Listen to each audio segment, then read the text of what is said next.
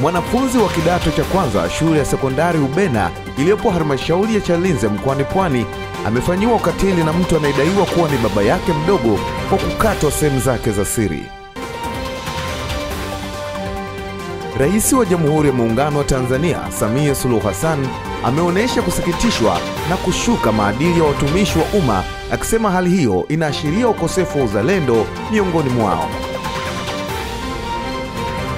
Na katika michezo, makocha na baadhi ya wachezaji wa Simba SC na RS Berkane wameelezea maandalizi ya vikosi vyao kuelekea mchezo wa finali ya kombe la shirikisho barani Afrika mkondo wa pili utakaochezwa kesho katika dimba la New Amani Complex Zanzibar.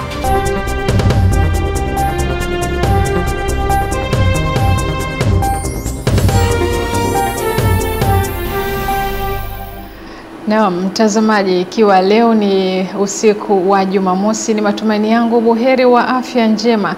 Mimi ni Filipina Ndwata na hii ni Channel 10 Plus habari. Nitakuangazia habari za kutwa nzima ya leo, lakini katika upande wa habari za michezo na burudani utakuwa naye Esther Mtebi. Mtazamaji, karibu.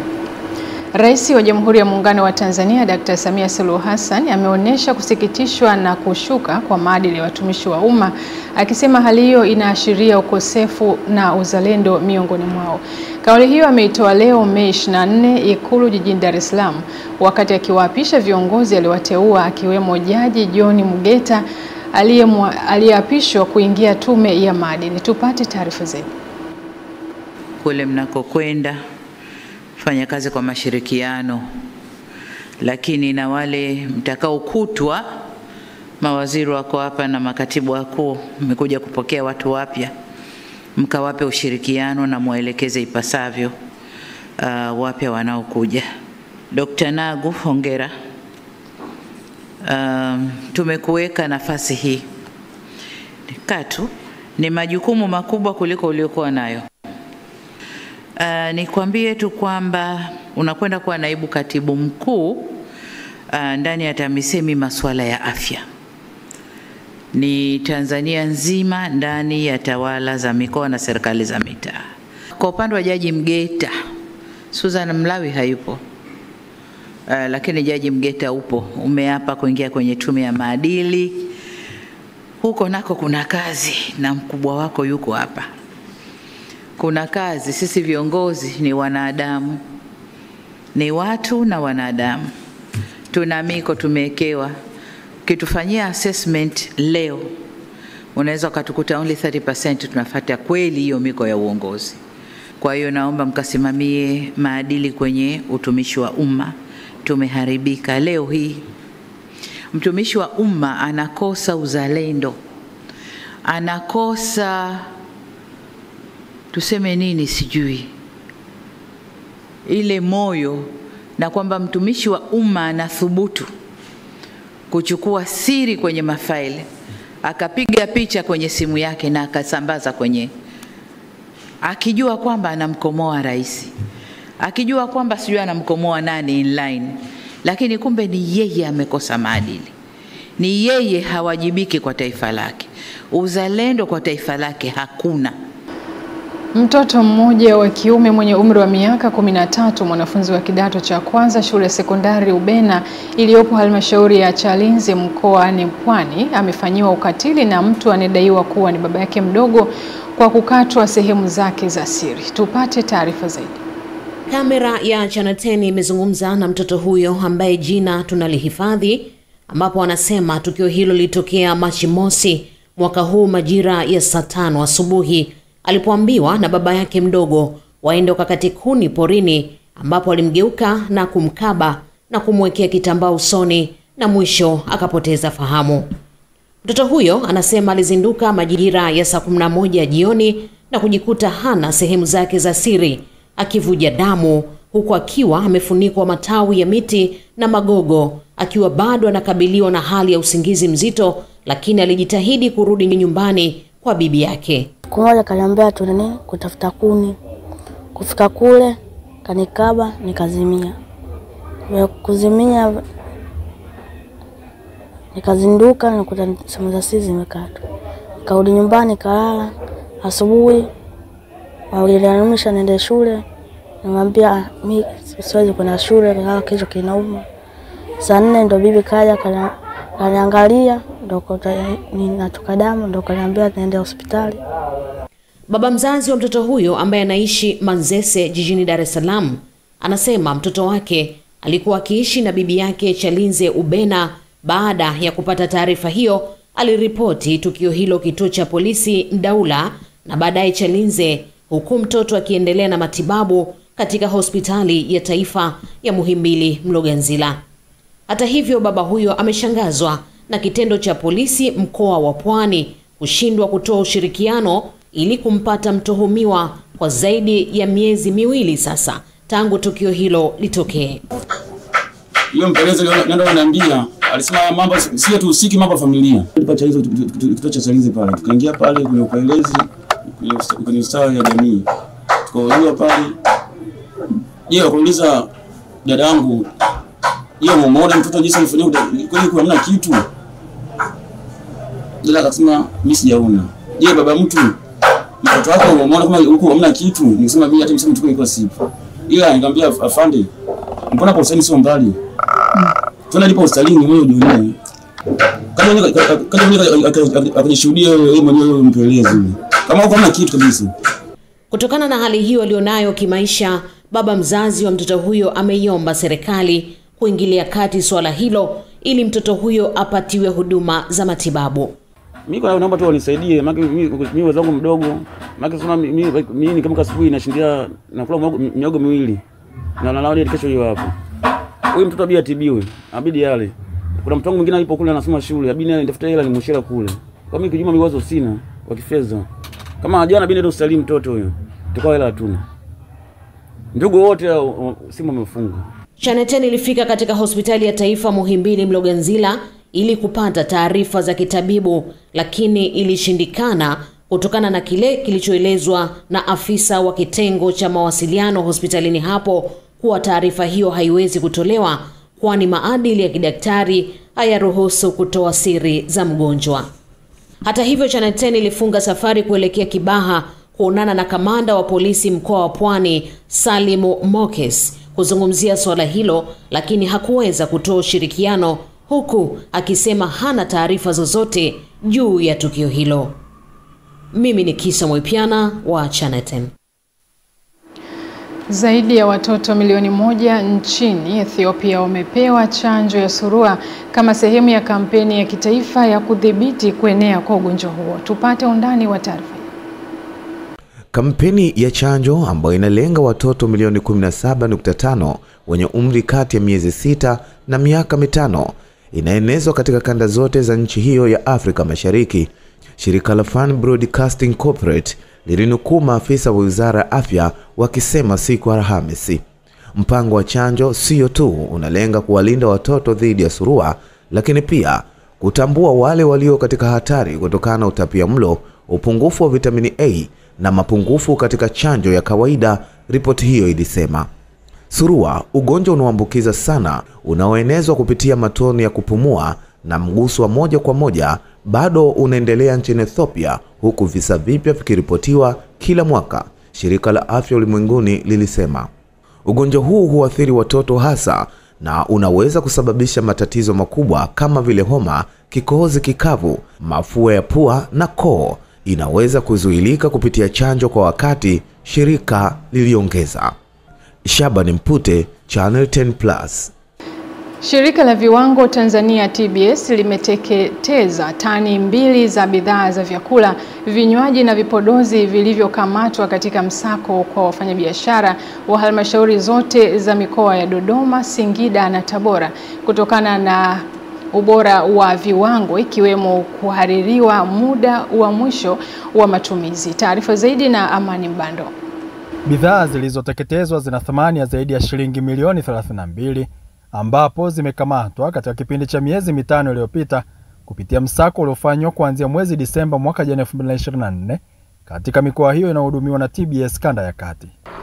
Bidhaa hizi ni matokeo ya kaguzi ambazo zimefanyika katika maeneo ya biashara kwenye halmashauri zote za mikoa ya Dodoma, Singida na Tabora.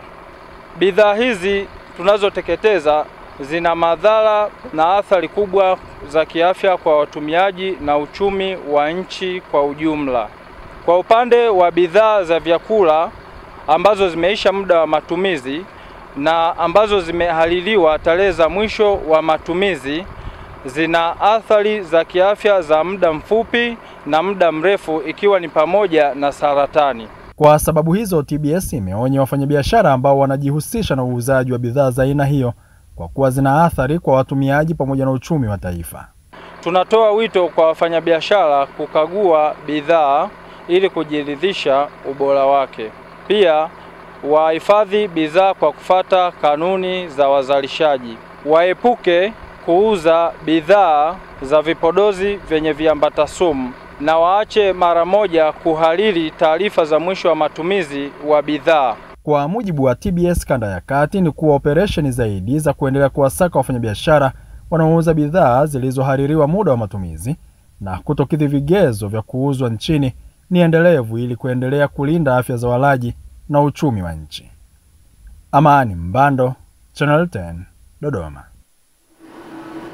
Wahitimu wa mafunzo ya ualimu nchini wametakiwa kubadili mwenendo wa tabia mbaya za wanafunzi ambazo zimekuwa zikijitokeza shuleni kwa wanafunzi kujihusisha na matumizi ya madawa ya kulevya, ulevi na unyanyapaa wa kijinsia. Taarifa zaidi na Epimakus Apolinari.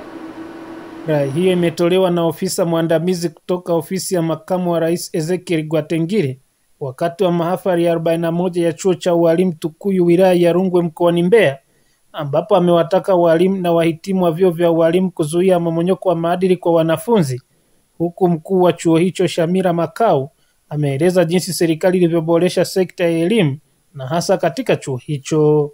Katika kipindi hiki ambacho jamii inashuhudia mabadiliko makubwa ya mwenendo wa tabia za watu hasa wanafunzi, kuna kiwango kikubwa cha mmomonyoko wa maadili, matumizi ya madawa ya kulevya, ulevi, ushoga, usagaji, ulawiti na unyanyapaa wa kijinsia mashuleni na hata kwenye jamii. Wanachuo hupata fursa ya kushiriki katika shughuli za ujasiriamali na elimu ya kujitegemea kwa lengo la kuwajengea uwezo kiuchumi na kukuza ujuzi wa kujiajiri kama ulivyoona kwenye maonyesho. Kwa upande wao, baadhi ya wahitimu wa chuo cha ualimu Tukuyu wamesema kuwa wamefundishwa namna ya kubaini mwenendo wa tabia za wanafunzi, huku wakiomba serikali kuwapatia mikopo walimu wa masomo ya sayansi katika vyuo hivyo. Chuo tunapata fursa ya kujifunza ualimu kwa vitendo zaidi, kuweza kuziona zile tabia za wanafunzi na jinsi ya kuendana nao. Lakini katika utoaji wa programu hii, vyuo bado vinakabiliwa na changamoto mbalimbali ikiwemo vitabu, vifaa vya maabara. Kuna wengine uwezo wao ni mdogo, familia nyingine kwa wanakuwa wanashindwa kuafford hizo, matokeo yake wanakuwa wana drop, yani wanaacha chuo. Kwa inabidi watuboreshe ikozi kutoa mikopo. Nikiripoti kutoka mkoani Mbeya, Epimakus Apolinari, Channel 10+. Naam, shukrani Epimakus Apolinari kwa taarifa hiyo. Bodi ya nishati vijijini REBU imetoa ushauri kwa management ya wakala wa nishati vijijini REA na mkandarasi anayesambaza umeme katika kitongoji cha Changarawe, halmashauri ya wilaya Babati mkoani Manyara, kubuni njia itakayowezesha wananchi kujiunga na huduma ya umeme pindi miradi ya REA inapokaribia kukamilika katika maeneo yao. Tupate taarifa zaidi kutoka kwake Jimmy Mengele. Wakihitimisha ziara ukaguzi wa miradi ya kusambaza umeme katika vitongoji na nishati safi katika mkoa wa Tanga, Kilimanjaro, Arusha na Manyara, bodi ya nishati vijijini REBU ikiongozwa na Mheshimiwa Balozi Radhia Msuya ameshauri kutafutwa kwa njia sahihi ili kuongeza wigo kwa wananchi kujiunga na huduma ya umeme. Sisi kama REA tukishirikiana na TANESCO lazima tufanye jitihada za kuwasiliana na mamlaka za maeneo tunayokuwepo kama hapa tuliko Changarawe, ili wananchi waongeze kasi ya kuvuta umeme ndani ya nyumba zao, kwa sababu tutakuwa hatujafikia makusudio ya kupeleka umeme kama umeme umefika kwenye nyaya lakini haujafika katika nyumba za watu. Kwa upande wake, mjumbe mwingine wa bodi ya nishati vijijini REBU, Bwana James Mabula, amesema hamasa inahitajika zaidi kwa wananchi kufahamu fursa za kiuchumi zinazotokana na uwepo wa nishati ya umeme katika maeneo yao. umeme si tu kwa ajili ya kuwasha taa, lakini kuna shughuli za kiuchumi kama vile vijana kuanzisha biashara ndogo ndogo kama saluni kwa mfano, biashara za kuchomea kama mageti, milango, lakini na shughuli mbalimbali za kiuchumi ili kuhakikisha kwamba wananchi wanajikwamua. Naye mhandisi Emmanuel Yesaya, meneja usaidizi wa kiufundi kwa waendeshaji miradi, amesema REA itaendelea kutoa elimu ili kuongeza idadi ya watu watakaohitaji kujiunga na huduma ya umeme ili endane sambamba na thamani ya miradi hiyo, huku mwenyekiti wa vitongoji wakiahidi kuhamasisha wananchi ili walinde miundombinu ya umeme. Na katika ziara hii bodi imeweza kutoa maelekezo moja kwa moja kwa managementi ya REA, lakini pia imetoa maelekezo kwa usimamizi wa miradi TANESCO, lakini pia na maelekezo yametolewa kwa wakandarasi mbalimbali ambao wanatekeleza hii miradi. Wananchi wangu wananiamini, ndio maana walinipa nafasi hii. Kwa hiyo na wao pia nikiwaeleza jambo wanalipokea kwa 100%. Kwa hiyo nikuhakikishie miundombinu ya umeme tutailinda kwa 100% na haitapata breakdown mahali popote. Nikiripoti kutoka mkoani Manyara ni Jimmy Mengele wa Channel. Wananchi wa kata ya Mwadobana wilayani Bariadi mkoani Simiyu wamemshukuru Rais Dr. Samia Suluhu Hassan kwa kuboresha miundombinu za afya katika kata hiyo, ikiwemo kutoa vifaa vya kisasa vitakavyowezesha matibabu kwa wananchi kwenye kituo cha afya cha Byuna ambacho ni moja ya kituo cha afya kinachotegemewa na halmashauri ya wilaya hiyo. Aida ni Mhando kutoka Bariadi mkoani Simiyu anatufahamisha zaidi. Ni usomaji wa utekelezaji wa ilani ya Chama cha Mapinduzi CCM kwa mwaka 2020-2025 hapa katika kata ya Mwadobana wilayani Bariadi. Diwani wa kata hii Duka Mashauri Mapya akizungumza kwa niaba ya wananchi anasema wanatoa shukrani kwa Rais Daktari Samia kwa kuboresha sekta ya afya kwa kiasi kikubwa katika kata hiyo. Ukija Ikungulia Ndiri kuna zahanati hapo inafanya kazi na imepewa vifaa tiba, vitanda, kila kitu, watu wanahudumiwa hapo. Kwa maana utekelezaji wa ilani ya Chama cha Mapinduzi unatekelezwa vizuri katika kata hii.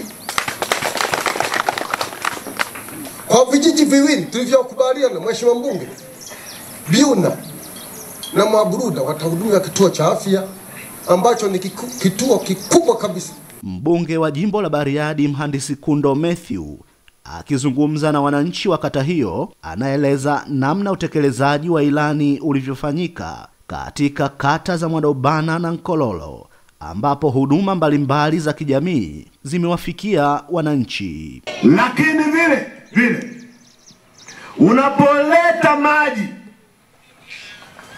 unapoleta vituo vya afya na unapoleta vifaa tiba, maana yake unapambana na adui maradhi. Lakini tunapojenga miundombinu ya elimu na kutoa huduma ya elimu, unawaelimisha watu namna ya kutumia mazingira yao bila kusababisha maradhi kama vile kipindupindu na mengine. Sijui mnanisikiliza? Sasa sisi ni kazi yetu kuangalia kwamba kwenye miaka 5 waliuza vizuri. Mimi nakiri kama mjumbe wa kamati ya siasa kwamba duka liliuzwa vizuri. Nyinyi wanabiona vipi? Kutoka hapa Bariadi mkoani Simiyu, Aida ni Mhando, Channel 10. Serikali imesaini mkataba wa ujenzi wa shule ya kisasa ngazi ya sekondari kata ya Chahwa jijini Dodoma inayogharimu kiasi cha shilingi bilioni 3.9 inayotarajiwa kuchukua wanafunzi wa kata ya Chahwa na kata za jirani na kupunguza changamoto ya wanafunzi kutembea umbali mrefu na utoro, hali itakayochangia kuongezeka kwa ufaulu. Mwandishi wetu anatufahamisha zaidi. Shule hiyo ya ghorofa 5 na mabweni inayojengwa kwa mapato ya ndani ya jiji la Dodoma inatarajiwa kukamilika kwa mwaka mmoja, huku wananchi wakishukuru serikali kwa fursa hiyo na kushauri kutokuwasahau walimu wa sayansi ili taifa lipate wataalamu wengi wa fani hiyo. Watoto walikuwa wanasoma mbali kata ya Ipala na kata na Mahoma pia, lakini sasa hivi watapata elimu katika kata ya Chahwa na watajifunza kwa bidii. Tuko tayari kuipokea sekondari. Kwa hiyo hii ni raha, kwa sababu tulikuwa hatutegemei kwamba tutapata shule kama hiyo. Naomba wanachama wote tushukuru kwa hilo. Shule itakapoanza iangalie sana kwenye hicho kipengele cha walimu wapatikane kwa wingi, ili kuwe na wataalamu wa kutosha mwenye fani za sayansi. Chama cha Mapinduzi kupitia mwenyekiti wa wilaya ya Dodoma wamemtaka mkandarasi kukamilisha ujenzi wa shule hiyo kwa wakati kadiri ya mkataba ili wanafunzi waanze masomo kwa wakati, huku meya wa jiji la Dodoma akiwakumbusha wananchi kuwa shule hiyo inatokana na kodi zao, hivyo wahakikishe wananufaika kwa kuwapeleka watoto wao shule ili kuepusha na mimba za utotoni na utoro. Baada ya miezi kama 12 majengo haya yanatakiwa yawepo hapo. Mkandarasi, huo ndio mkataba wetu. Na haya ni makubaliano ya Chama cha Mapinduzi na watu wa Chahwa kwamba elimu tutaleta elimu tena iliyo bora. Ndio hii. Hebu Chahwa tunataka ije juu katika kupiga vita mimba za utotoni, utoro reja na ule mdondo kwa wanafunzi kutoka shuleni. Serikali imekuwa ikiendelea kujenga shule za kata zenye miundombinu ya kisasa kwa lengo la kutoa elimu bora kwa ngazi zote na kuzalisha wataalamu wenye tija kwa taifa. Leonard Mwacha, Channel 10, Dodoma.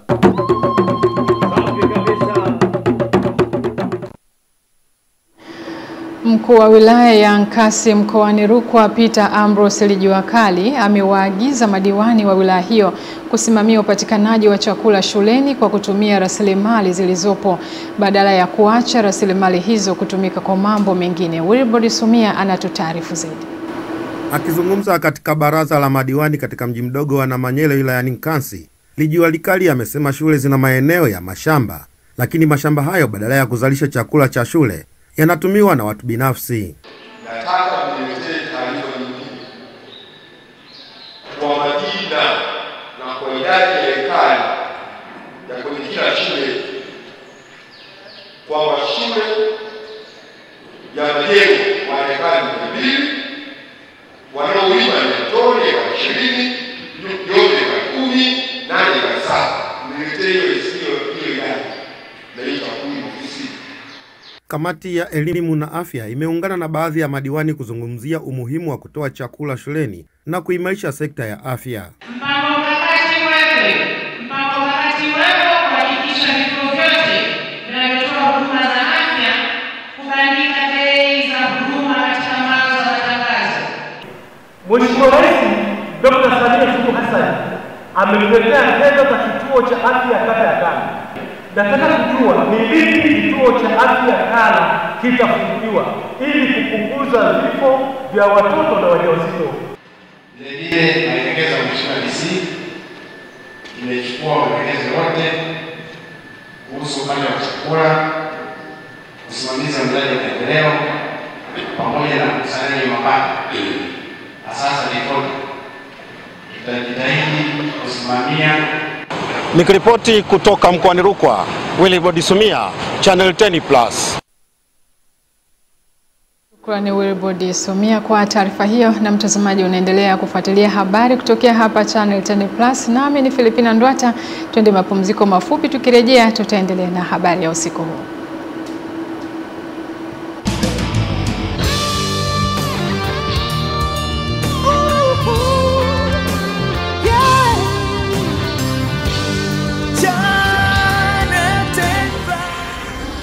Channel 10+. Naam, karibu tena mtazamaji kwa habari ya usiku huu. Mamlaka ya mapato Tanzania TRA mkoa wa Mbeya imesema itaendelea kusimamia utulivu wa kibiashara kwa mkoa huo ili wafanyabiashara wakue zaidi kibiashara na kuwaomba kuendelea kuwekeza zaidi kwenye sekta mbalimbali. Taarifa ya Rozi Chapewa inafafanua zaidi. Kimefanyika kikao kazi cha pamoja kati ya uongozi wa TRA mkoa wa Mbeya na uongozi wa wafanyabiashara wilaya Kyela, kikao ambacho kimeandaliwa na meneja wa TRA mkoa wa Mbeya Musibu Shaban, kikilenga kusikiliza kero zao, lakini pia akawapongeza wafanyabiashara wilaya Kyela kwa kulipa kodi kwa wakati na akaomba kuendelea kushirikiana na mamlaka hiyo. Huu tulivu nao wa kibiashara utaendelea kuwepo. Watu wafanye biashara, wasiogope. Kama kuna challenge, milango iko wazi. Watu wawekeze, wasiogope kuwekeza. Maana watu wengi wamekuwa wakiogopa kuwekeza kwa kusema TRA sijui watakuja. Sasa wewe umewekeza na kodi unalipa pale, una faili. Sasa TRA atakufuata hivi wewe. Niombe ushirikiano. Pamoja na kwamba tunazungumza hivi, lakini asilimia kubwa ya wafanyabiashara bado wanatuogopa. Angalau tukipata kujua mambo yenu tutaweza kuyafanyia kazi, na pia jumuiya hii ya wafanyabiashara tutaweza kutusaidia na sisi kuweza kukusanya kodi na kurekebisha mambo mengi ili kuweza kuhakikisha mkoa wetu wa Mbeya tunakusanya mapato zaidi kwa maendeleo yetu na kwa maendeleo ya nchi yetu. Viongozi wa wafanyabiashara wakapongeza utendaji wa sasa wa kazi wa TRA mkoa wa Mbeya na kwamba umekuwa wa mashirikiano. Kwa inawezekana kukaa kuna vingine vidogo lakini ambavyo sisi kwa sasa tunaviona vinaenda kuisha vyote, tunaenda kufanya biashara ambayo naamini rais ndo anayotaka. Kwa kiujumla sisi tunashukuru sana ushirikiano uliopo sasa. Uko vizuri mno, unatufanya sisi wenyewe tufanye kazi kwa uhuru na ninyi mfanye kazi kwa uhuru, na kwa ushirikiano sisi tumeipenda sana. Tunapongeza, yani ni kwa lugha nyingine ni kwamba TRA wamesikia kilio chetu. Kutoka Kyela mkoani Mbeya, mimi ni Rozi Chapewa wa Channel 10. Afisa elimu kata mkoa wa Mara wameiomba serikali kuangalia namna ya kuboresha mfumo wa PEMPMIS ili kusaidia kuwapandisha madaraja walimu ambao hawakufikisha 75% ya ujazaji wa taarifa zao za kiutendaji kwenye mfumo huo. Musa Makali anaripoti kutoka mkoani Mara. Hiki ni kikao cha maafisa elimu kata mkoa wa Mara. Wamekutana hapa kwa ajili ya uchaguzi wa kuwapata viongozi wa mkoa, kuinua taaluma katika mkoa wa Mara na kupelekea mkoa wa Mara kuwa miongoni mwa mikoa 10 bora inayofanya vizuri katika mitihani yote ya kitaifa. Kukutana hapa ni mwanzo mpya kujadili changamoto zao na kuziwasilisha kwa mamlaka za juu za mkoa, na moja ya changamoto ni mfumo wa PEMPMIS. Licha ya sasa kila kitu kwenda kidigitali, kwa mfumo huu wa PEMPMIS kwa maafisa elimu kata kwao ni mchungu. Yeye anahukumiwa kwamba hajatimiza 75% wakati tatizo sio lake. Kwa hiyo tunaiomba serikali kupitia Wizara ya TAMISEMI na Utumishi waweze kuangalia kwa kina kabla ya kusimamisha promotion ya mtumishi, waangalie tatizo liko wapi, kwa sababu kuna watumishi wametimiza wajibu wao kwa 100%, lakini wasimamizi wao ndio ambao hawakutimiza wajibu. Serikali ya Dr. Samia Suluhu Hassan ni sikivu, itawasikia walimu wenzetu ambao walistahili kupanda, na hivyo wataweza kupanda ipasavyo. Kitu kinapoanza lazima kinakuwa na changamoto. Tunaamini ndani ya muda mfupi tutaufurahia huu mfumo kwa sababu ni rafiki kwetu pia. Hoja ya mfumo huu inaibua hoja nyingine kwa maafisa elimu kata kuomba kumilikishwa pikipiki walizopewa na serikali. Inawezekana basi tuweze kuzimiliki ili angalau tuzitumie na kuzifanyia matengenezo tukiamini kwamba ni za kwetu. Katibu tawala mkoa wa Mara Gerald Kusaya kuhusiana na jambo hili la mfumo maelekezo akayatoa, huku akiwataka wakurugenzi kuhakikisha wanatatua changamoto zinazowakabili maafisa elimu. Bila PEMPMIS lazima na mimi lazima nikalifanyie kazi, si ndio?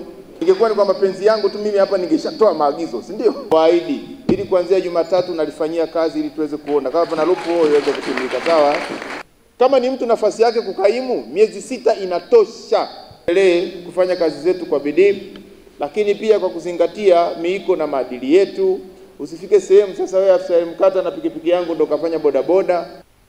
Aidha, katika hatua nyingine, maafisa elimu hawa wamefanya uchaguzi wa kumpata mwenyekiti, katibu pamoja na mweka hazina wa umoja huo. Musa Makali, Channel 10, Mara. Mkoa wa Manyara kupitia hospitali ya rufaa ya mkoa umezindua huduma za usafishaji wa figo na matibabu ya mifupa ya njia ya chakula, ambapo itasaidia wananchi kuepuka gharama za ufuataji wa matibabu hayo kwenye mikoa mingine Kilimanjaro, Dodoma pamoja na Dar es Salaam. Elia Kiimani anatutaarifu zaidi.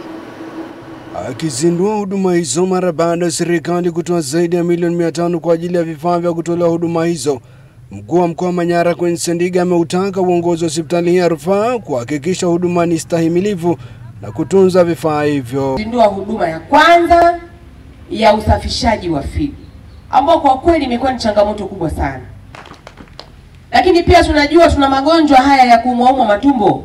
Unafika unasema mimi nahisi kama vile na vidonda vya tumbo, hasa masuala ya kuhisi hapa kutakuwa hakuna tena. Madaktari watakuingiza kipimo, watapima na watajiridhisha kweli una kidonda. Tuvitunze vizuri.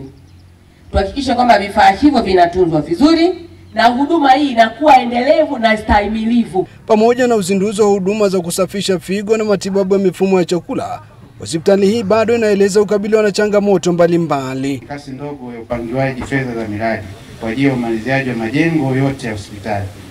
Tunahitaji karibu kiasi cha shilingi bilioni 13.5 ili kumalizia miundombinu na majengo mengine hasa wodi za wagonjwa. Na pia changamoto ya tatu ni upungufu wa watumishi hasa madaktari bingwa katika fani za mifupa, macho, ngozi, mionzi na mfumo wa mkojo. Haya ni mapokeo ya wananchi juu ya huduma hizo. Kwa kweli kwa huduma hizi zilizozinduliwa kwa siku ya leo tunazifurahia kwa sababu kwanza ni ukaribu uliopo. Wito wangu mimi natamani kila mkoa kama inawezekana, angalau kama sio mkoa basi kwa kila kanda kuwe na huduma hii. Tumeipokea hii huduma kwa furaha na kwa uzuri zaidi kwa sababu tulikuwa tukipata mgonjwa kama huyo inatulazimu kwenda Arusha, Moshi au Dodoma kwa ajili ya matibabu kama haya. Kwa tunamshukuru Mwenyezi Mungu na tunamshukuru mama yetu Samia Suluhu Hassan na mheshimiwa mkuu wa mkoa Msendiga kwa kutuletea huduma hii katika hospitali yetu ya mkoa. Hospitali ya Rufaa mkoa Manyara inahitaji watumishi 483 ambapo kwa sasa ina watumishi 341 ambapo ilihudumia wagonjwa 32,199 katika kipindi cha Julai 2024 hadi Machi 2025 na kutoa rufaa 22 kwa wagonjwa wanaohitaji huduma za usafishaji damu kutoka Julai 2024. Kutoka wilayani Babati mkoani Manyara, mimi ni Elia Kimani, Channel 10. Wajumbe wa Iran na Marekani wamewasili kwenye jengo la ubalozi wa Oman mjini Roma nchini Italia kwa ajili ya mazungumzo juu ya mradi wa nyuklia wa Iran. Tupate undani wa taarifa hii. Waziri wa mambo ya kigeni wa Irani Abbasi Araghchi na mjumbe maalum wa Rais Donald Trump kwenye kanda ya Mashariki ya Kati Steve Witkoff ndio wanatazamiwa kuongoza mazungumzo hayo chini ya upatanishi wa Oman. Tehran imethibitisha kuwa kupatikana makubaliano itakuwa suala gumu kutokana na masharti yasiyoyumba yaliyowekwa na kila upande. Majadiliano ya sasa yatajikita kwenye suala la urutubishaji madini ya urani unaofanywa na Irani. Hili ni suala gumu zaidi hasa ikizingatiwa kila upande hauonyeshi ishara ya kubadili msimamo wake. Marekani inataka Irani iachane kabisa na urutubishaji madini ya urani kwa mashaka kuwa Tehran inaweza kuyatumia kunda bomu la nyuklia. Takwa hilo linapingwa vikali na viongozi wa Iran, na Waziri Araghchi amesema kabla ya kuanza mazungumzo kuwa kamwe Tehran haitokubali kulazimishwa kuacha kurutubisha urani. Katika ujumbe kupitia mitandao ya kijamii wa X, mwanadiplomasia huyo amesema iwapo Marekani italazimisha Iran isitishe kabisa urutubishaji wa madini hayo, basi hakutakuwa na mkataba wowote kati ya pande hizo mbili. Msemaji wa Wizara ya Mambo ya Nje ya Iran Ismail Beghai amesema Iran haitosita kuikabili Washington kwenye meza ya mazungumzo. Kutokana na misimamo isiyoeleweka na yenye kubadilika kila nyakati ambayo tunaisikia kutoka kwa maafisa wa Marekani kwa wiki nzima sasa, pamoja na awamu nyingine ya vikwazo dhidi ya Jamhuri ya Kiislamu ya Iran, ni wazi kuwa tutayazusha masuala hayo haraka na kuyaweka mezani na kwa uzito mkubwa tutakapokutana na upande wa pili kwenye mazungumzo haya. Juma Mohammedi, Channel 10 Plus kimataifa. Waongoza watalii wilayani Kilwa mkoani Lindi wamelalamikia ukosefu wa ujuzi wa lugha mbalimbali, wakisema hali hiyo imekuwa kikwazo kikubwa katika utoaji wa huduma kwa watalii, hasa wale wanaozungumza lugha za Kifaransa, Kitaliano, Kijerumani na Kichina. Ahmad Nandonde ametuandalia taarifa hii. Wakizungumza baada ya kukamilika kwa mafunzo ya kujengea uwezo wa waongoza watalii wazawa, waongozaji hao wamesema licha kuwa na uelewa mpana kuhusu vivutio vya utalii wilayani humo, lakini bado wanakabiliwa na changamoto kubwa kutokujua lugha zinazotumiwa na wageni wanaotembelea maeneo hayo. Changamoto ni kubwa kwenye kipengele cha lugha. kwa sasa hatuwezi kuwahudumia wageni wa Kifaransa, wa Kitaliano ama Kijerumani kwa sababu tunatumia Kiingereza kama ndio lugha ya wageni wetu wanaokuja kutoka nje na Kiswahili kama lugha yetu mama hapa ndani. Kwa hiyo tunachokiomba zaidi ni kwamba kama kuna taasisi, mashirika, NGOs au serikali wanaweza kutusaidia kupata hata hii seminar au kozi kwa ajili ya hizi lugha, kwa sababu sisi ni mabalozi, tunawakilisha nchi, tunawakilisha utamaduni wetu. Lakini kuna zile cruise ship zinapokuja, kuna meli zingine huwa wanazungumza Kifaransa tu. Kwa hiyo unakuta sasa pale tunakuwa matua guides wawili. Kuna matua guides wanakuja nao wa Kifaransa ambao wanazungumza Kifaransa, na kibiashara inatuathiri kidogo kwa sababu unakuta sasa lile pato ambalo tulitakiwa tupewe sisi moja kwa moja natakiwa wageni walipie mara mbili. Ukimkosa yule ambaye sasa hana uwezo wa kulipia tour guide wawili, utalazimika kumchukua mwezio alafu mgawani kile ambacho natakiwa apate mtu mmoja. Kufuatia changamoto hizo, wadau wa sekta ya utalii wakiongozwa na mkuu wa Chuo cha Taifa cha Utalii Florian Mtei pamoja na afisa utalii halmashauri ya Kilwa Fabian Boniface wamesema serikali kwa kushirikiana na taasisi husika iko mbioni kuanzisha mafunzo ya lugha za kigeni kwa waongoza watalii ili kuwawezesha kushindana katika soko la kimataifa. Tumejipanga kimkakati na tuko tayari kuhakikisha kwamba kila lugha ya kigeni ya mtalii yote anayekuja hapa anakutana na tour guide ambaye ana uwezo wa kuongea lugha hiyo. Ukiachana na juhudi hizo za kuanzisha lugha ya Kifaransa, mpango huu wa kuanzisha lugha za Kispaniola, lugha za Kichina, lakini pia tuna mpango kwa kushirikiana mpaka sasa hivi chuo kimesaini mkataba na Chuo cha Diplomasia Tanzania kwa sababu pale wana wabobezi wa lugha nyingine. Lengo ya mafunzo ya leo ni kuwajengea uwezo waendesha watalii au waongoza watalii katika wilaya ya Kilwa ili waweze kutoa huduma bora. Mafunzo haya yanaenda kuwasaidia waongoza watalii wetu katika wilaya ya Kilwa ili kuweza kuboosti au kupandisha hadhi ya utalii katika wilaya yetu. Mafunzo hayo yalihusisha washiriki 47, yameendeshwa kwa ushirikiano kati ya Chuo cha Taifa cha Utalii, halmashauri ya wilaya ya Kilwa, mamlaka ya wanyamapori Tanzania TAWA na shirika la maendeleo la kimataifa la Japan KOICA. Ahmad Nandonde, Channel 10. Wanafunzi wa masomo ya ubunifu katika Chuo cha Ufundi Arusha wameanza kunufaika na fursa mpya ya kipekee baada ya kuzinduliwa kwa maabara ya kisasa ya ubunifu ya kwanza hapa nchini inayowezesha kufanya majaribio ya kisasa, kuchora, majaribio ya kisayansi, kuchora na kutengeneza bidhaa kwa kutumia teknolojia ya hali ya juu. Tupate taarifa zaidi kutoka kwake Jamila Omar.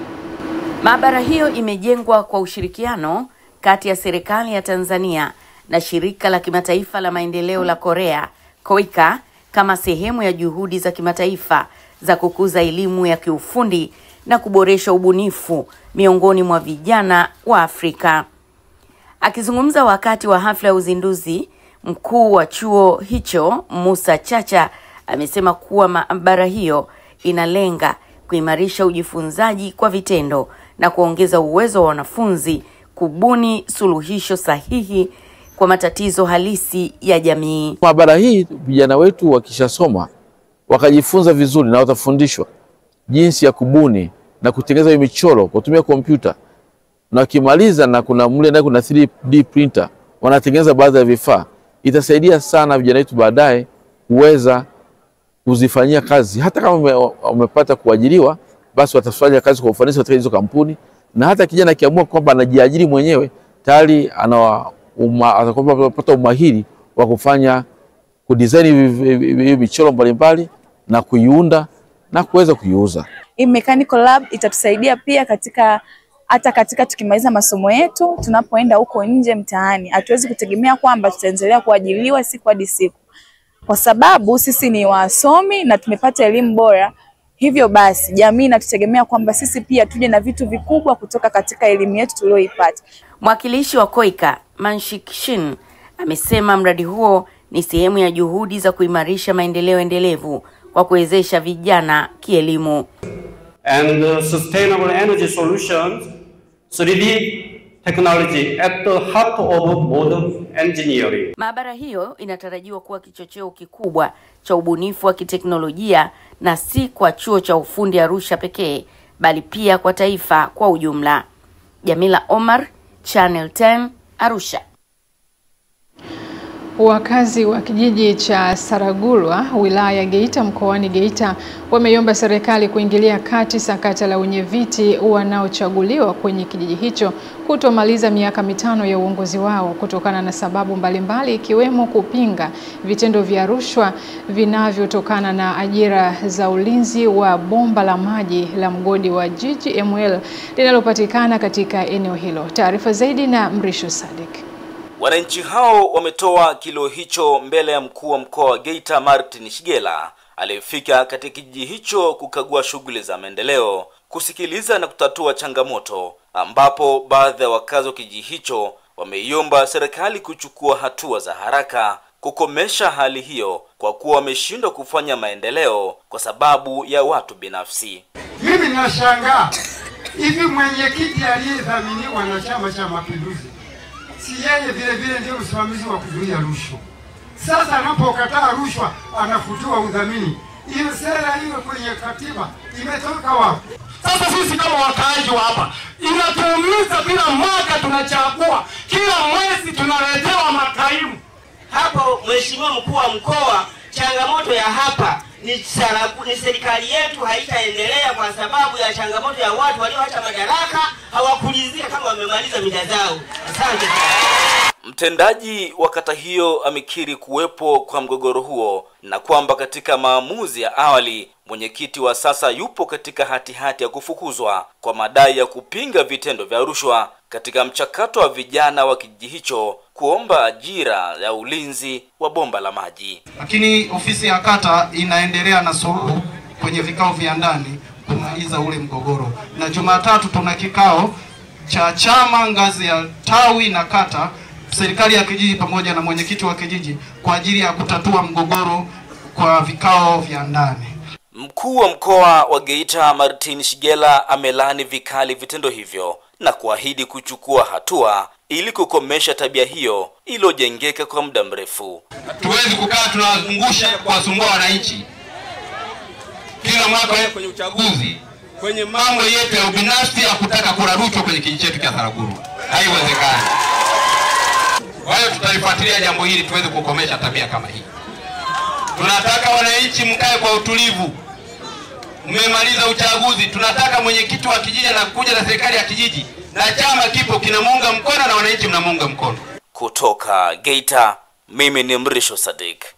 Na mtazamaji, taarifa hiyo ya Mrisho Sadik inatoa wasaa katika upande wa habari za michezo pamoja na burudani. Muda mfupi ujao utakuwa naye hapa Esther Mtebe kukufahamisha mengi zaidi.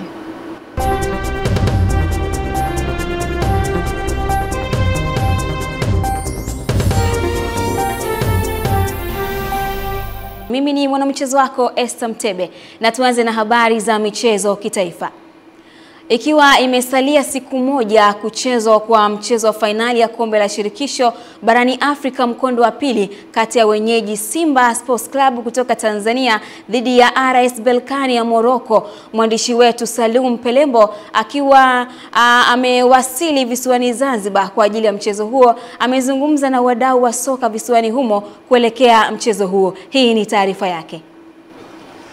Naam, mchezo wa fainali umetamalaki na kama ilivyo kawaida mambo mbalimbali huwa yanaendelea nje ya uwanja, na miongoni mwa biashara maarufu huwa ni biashara ya mauzo ya jezi, na tumetembea kwenye maeneo haya na tumeweza kushuhudia moja kati ya wafanyabiashara wakiuza jezi za Simba, lakini jezi za Yanga zipo. Kilichonishtua zaidi, jezi za Berkane pia zipo hapa, na kwenye msingi wa mambo tumekutana na moja kati ya mashabiki ambao wamevutiwa na jezi hizo na wanataka kuzinunua. Bwana brother, habari za asubuhi? Habari nzuri sana, habari za kazi. Bwana kwema kabisa. Unataka kununua jezi ya Berkane, naona umeishika muda mrefu. Kilichokuvutia hasa ni nini? Unajua nini? Huu ni mpira. Sawa. Mpira ni burudani. Na burudani ina mambo mengi. Mimi ni mwananchi. Kwa hiyo nikaona jezi ya Berkane imependeza, afu nikijua Berkane anaenda kutoa ubingwa, nikaona hii ni jezi ya kunifaa mimi nitakapopita ili kuwakilisha kwamba mpira ni burudani na kila mtu ana nafsi yake. Tumetoka katika Dar es Salaam pale na tumekuja hapa katika ardhi ya Zanzibar na tumepokelewa vizuri. Naona toka juzi hapa tulivyoingia namna jinsi ambavyo tumejaribu kufanya kila kinachowezekana kuhakikisha kwamba mambo yote yanakwenda vizuri, na jana pia tulikuwa katika kutia sadaka zetu juu ya watoto yatima. Inaonyesha ni namna gani hivi sasa klabu ya Simba imejipanga, na mashabiki wa Simba pia tumejitokeza kwa wingi kuhakikisha kwamba tunakuja kuwa miongoni mwa watu ambao wanabaki katika historia ambao walishuhudia Simba ikicheza fainali, lakini pia na matarajio yetu ni makubwa sana. Kama unavyoona kibegi cha makombe kinahitaji makombe, na moja ya kombe ambalo tunahitaji ni kombe la shirikisho barani Afrika. Heshima kubwa sana ambayo tunaitarajia, na mimi nataka niwe miongoni mwa watu ambao wanashuhudia kombe hili tukilichukua. Hayo nayoona nyuma ni malango mama ya kuingilia katika uwanja wa New Amani Complex, sehemu ambapo utaenda kupigwa mchezo wa fainali wa kombe la shirikisho barani Afrika, ambapo mnyama Simba atakwenda kunguruma dhidi ya RS Berkane. Mchezo wa awali kama tunavyofahamu kule Berkane uliisha kwa mnyama kupoteza mabao 2-0, lakini hamasa imekuwa kubwa na matarajio ni makubwa pia ya kuona mnyama anakwenda kulibakisha kombe hili hapa Tanzania. Na safari hii visiwa vya Zanzibar ndio vimepewa ithibati hiyo, kama ambavyo CAF walikwenda kuamua hapo nyuma. Kimsingi hali ni kubwa, matumaini ni makubwa, na wanasimba wana mengi wakwenda kuyazungumza juu ya fainali hii, umuhimu wake na namna ambavyo wanataka kuzihusianisha rekodi. Mwaka 93 futa historia hiyo mbele ya mtoto wake Dr. Hussein Ali Mwinyi ambaye ndiye rais wa Zanzibar pamoja na mwenyekiti wa Baraza la Mapinduzi. Tuko hapa Channel 10, tuko hapa Magic FM, na kimsingi tutakwenda kukupa ripoti zote juu ya yale mazuri ambayo yatakuwa yanaendelea kutoka hapa Zanzibar. Mimi ni Salum Pelembo na nyuma ya kamera yuko Juma Abdurrahman. Na mapema leo makocha na baadhi ya wachezaji wa Simba Sports Club na RS Berkane wameelezea maandalizi ya vikosi vyao mbele ya waandishi wa habari kuelekea mchezo huo utakaopigwa kesho katika dimba la New Amani Complex huko visiwani Zanzibar. Juma Abdurrahmani anatujuza zaidi.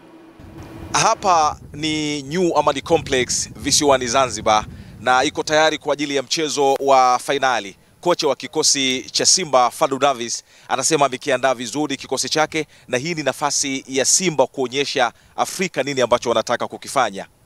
A perfect moment for our team to grow, a perfect moment for our team to test itself, and a perfect moment for us to gather all the information that we got from the first leg and be fully prepared for this huge match for the entire club, for the entire Tanzania tomorrow. De jouer un match retour aussi contre une équipe respectueuse Simba. Je pense que le match ça va pas être facile pour les deux équipes. On a bien préparé notre match. J'espère bien gagner cette coupe inchallah. Shomari Kapombe amezungumza kwa niaba ya wachezaji wa Simba. Anasema wanaifahamu historia ya Simba ambayo ilitokea mwaka 1993 na wao wanakwenda kurekebisha hilo. Historia ipo na tunaisikia kila siku kwamba Simba iliwahi kucheza fainali ya mashindano haya na katika mchezo ule waliweza kupoteza wakiwa nyumbani. Hiyo historia ipo na kila siku tunaendelea kukumbushwa. Kwa hiyo sisi kama wachezaji, na sasa hivi tupo katika hatua hii, kikubwa nachoweza kusema kwamba tupo hapa kucheza huu mchezo, na tupo hapa kucheza kwa ajili ya hisia za Watanzania kwa ujumla na wanachama wote wa Simba, kuhakikisha kile ambacho wana Simba na Watanzania wote kiu yao, ili sisi tuweze kuwakikizi kiu yao na mahitaji yao katika mchezo huu.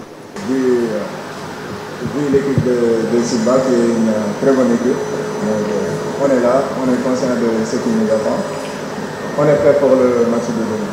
Katika hatua nyingine, kocha wa kikosi cha Simba Fadlu Davis anasema imewaumiza wao kutokucheza kwenye uwanja wa Benjamin Mkapa, lakini wamelipokea hilo na wako tayari kuonyesha Afrika nini wanataka kukifanya kwenye mchezo huu.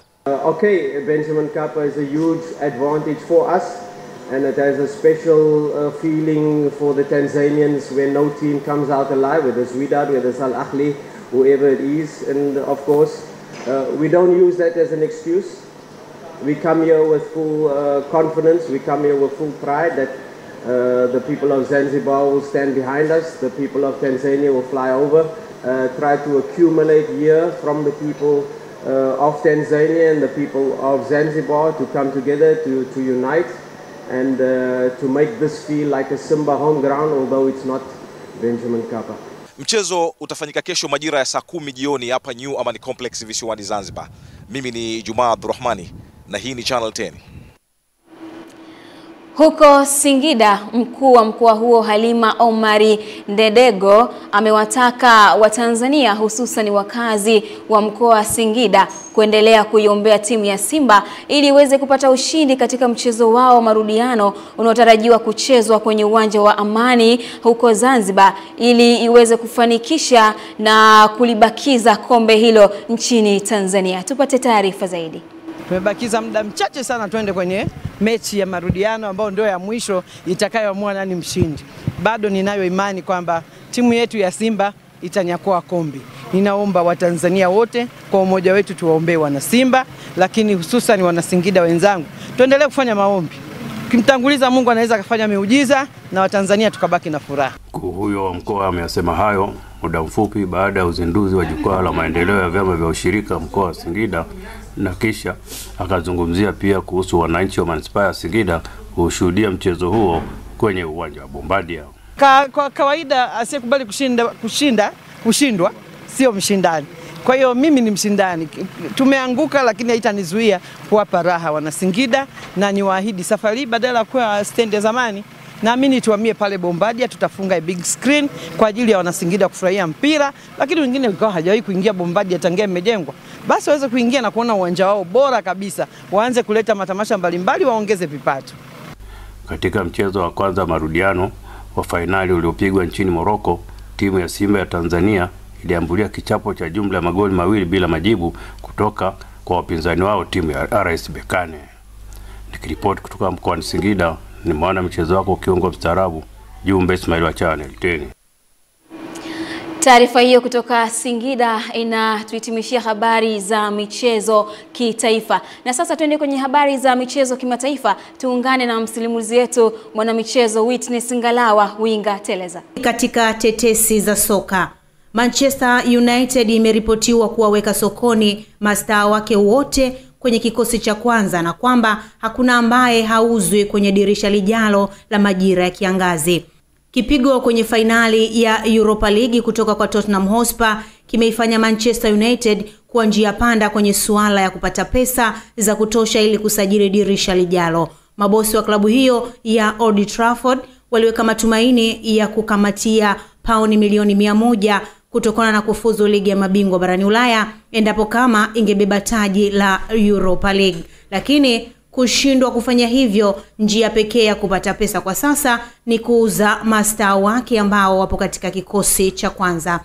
Wachezaji kama Bruno Fernandes, Casemiro, Kobe Maino, Luke Shaw, Harry Maguire, Andre Onana na Alejandro Garnacho wote wanaweza kuwekwa sokoni katika dirisha hili. Kulikuwa na wasiwasi pia kocha Ruben Amorim naye anaweza kufungashiwa virago vyake na kuondoka kwenye timu hiyo endapo kama tajiri Sir Jim Ratcliffe ataamua kumfuta kazi. Na baada ya kipigo hicho kwenye fainali ya Europa League, nahodha wa kikosi hicho Fernandes alijitoa ofa mwenyewe kuondoka Old Trafford endapo kama itaamua kumuuza ili kupata pesa za kufanya usajili wa wachezaji wa kuja kuboresha kikosi hicho.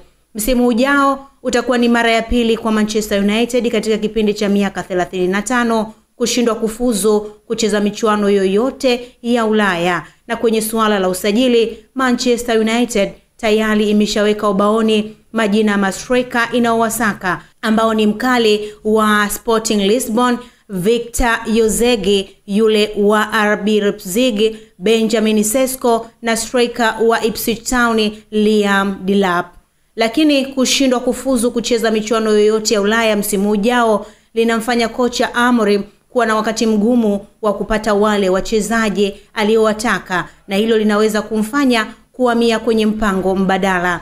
Na mpango mbadala unaweza kuwa wa kuwasajili wachezaji Lorenzo Luca, Matteo Letego, Moise Kean na striker wa Crystal Palace Jean-Philippe Mateta. Manchester United inahitaji kufungulia mlango wa kutokea jumla ya wachezaji waliokuwa nje kwa mkopo ili kupunguza bili ya mishahara na kuwa na salio la kutosha kufanya usajili wa wakali wapya. Mimi ni Winga Teleza na hii ni michezo kimataifa.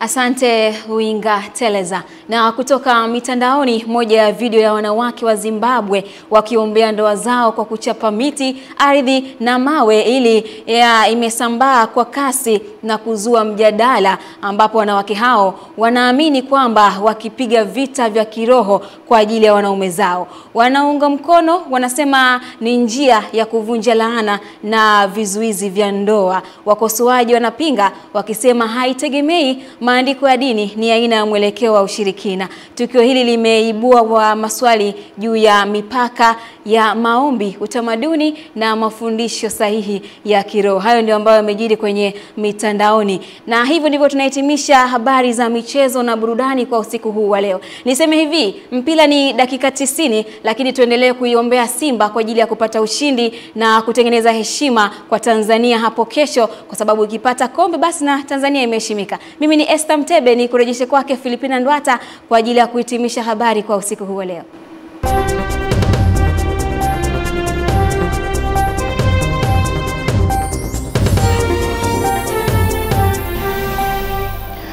Na hivyo ndivyo ambavyo anatamatisha Esther Mtebe katika upande huo wa michezo na burudani. Na mtazamaji, nami ndivyo ambavyo ninakusanya kilicho changu hapo. Ulikuwa nami Filipina Ndwata ambaye nilikuangazia habari za kutwa nzima ya leo. Na mtazamaji, ni kuache na utabiri wa hali ya hewa kutoka Mamlaka ya Hali ya Hewa Tanzania kwa saa 24 zijazo, na pia nikutakie usiku mwema. Kwaheri.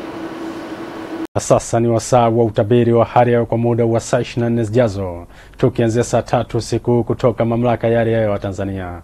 Karibu. Tuanze utabiri kwa kuangazia mifumo ya upepo. Upepo wa bahari unatarajiwa kuvuma kwa kasi ya kilomita 40 kwa saa kwa upande wa pwani ya kaskazini pamoja na pwani ya kusini. Hali ya bahari inatarajiwa kuwa na mawimbi makubwa. Kwa upande wa ziwa Tanganyika pamoja na ziwa Nyasa, upepo wa ziwa unatarajiwa kuvuma kwa kasi ya kilomita 30 kwa saa. Hali ya ziwa inatarajiwa kuwa na mawimbi makubwa kiasi. Ziwa Victoria, upepo wa ziwa unatarajiwa kuvuma kwa kasi ya kilomita 20 kwa saa. Hali ya ziwa inatarajiwa kuwa na mawimbi madogo. Mamlaka ya Hali ya Tanzania inatoa angalizo la matarajio ya vipindi vya upepo mkali unaofikia kilomita 40 kwa saa na mawimbi makubwa yanayofikia mita 2, hususan katika pwani ya kaskazini pamoja na pwani ya kusini. Tafadhali chukua tahadhari. Na kwa usiku wa leo ni matarajio tukua katika mikoa ya Kagera pamoja na Mara. Mikoa hii inatarajiwa kuwa na hali ya mawingu kiasi, mvua na ngurumo katika maeneo machache. Visiwa vya Unguja na Pemba, maeneo yanatarajiwa kuwa na hali ya mawingu kiasi, mvua katika maeneo machache. Maeneo mengine ya Rosaria hapa nchini yanatarajiwa kuwa na hali ya mawingu kiasi na makavu kwa ujumla. Na kwa siku ya kesho ni matarajio tukua mikoa ya Kagera, Simiyu pamoja na Mara. Mikoa hii inatarajiwa kuwa na hali ya mawingu kiasi, mvua na ngurumo katika maeneo machache na vipindi vya jua. Visiwa vya Unguja na Pemba, maeneo yanatarajiwa kuwa na hali ya mawingu kiasi, mvua katika maeneo machache na vipindi vya jua. Maeneo mengine ya Rosaria hapa nchini yanatarajiwa kuwa na hali ya mawingu kiasi na vipindi vya jua. Na mpenzi mtazamaji, mpaka hapa kutoka Mamlaka ya Hali ya Hewa Tanzania hatuna la ziada. Asante na nikutakie usiku mwema.